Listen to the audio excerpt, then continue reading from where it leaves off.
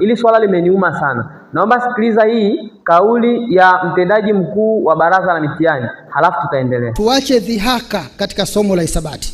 Tarehe 23 Novemba 2023, baada ya kutangaza matokeo ya kumaliza elimu ya msingi, nilisikiliza redio moja hapa nchini ikiwa inafanya uchambuzi wa matokeo.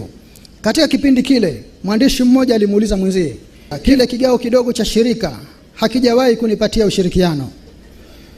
Mheshimiwa Rais, dunia inaendeshwa na science, na science ni hisabati. Naomba nidadavue kila kitu, niweke wazi hapa hiyo kauli, na huyo ambaye alikuwa anasema akijampa ushirikiano, naenda kumuonyesha ushirikiano wa kigawe kidogo cha shirika uko wapi. Sitaki umfundishe mtoto kwa kumkaririsha. Mtoto anaenda kufundishwa namna ya kutafuta kigawe kidogo cha shirika, moja kwa moja unaenda kumpitisha kwenye hii hapa kwa mbili. Hapana, nilisema hii njia ni njia ya pili baada ya mtoto kuelewa dhana. Hapa mtoto hawezi kuelewa dhana. Haya, mtoto akikuuliza kwa nini umeweka huu mstari, utamwambia nini? Kamuonyeshe njia ambayo naenda kukuelekeza hapa. Hii itakuwa ni alternative way. Njoo nikuelekeze. Kabla hujamuelekeza mtoto dhana ya kigawe kidogo cha shirika, lazima ajue dhana ya kigawe kwanza. Neno kigawe, ambapo kigawe nafikiri niliwaelekeza kwamba inaitwa multiple. Nilikuja nikaelekeza na namna ya kuvitafuta. Vigawe ni vipi? Nafikiri tuliangalia tukasema kwamba ukichukua mbili, kwa mfano nikichukua mbili, nikianza na mfano wa mbili. Mbili mara moja, mara mbili, mara tatu, mara nne, mara tano, na viko vingi havishagi. Mimi nimeishia kwenye 6. Nafikiri nilikuja nikawaelekeza vigawe havina mwisho, kwa sababu unaweza kuzidisha mpaka mara 100. Sasa sisi tunaenda kuvitaja vichache. Hizi namba zenye ukizidisha unapata namba. 2 imezidishwa mara 1 mpaka mara 6. Hizi namba ndo zinaitwa vigawe.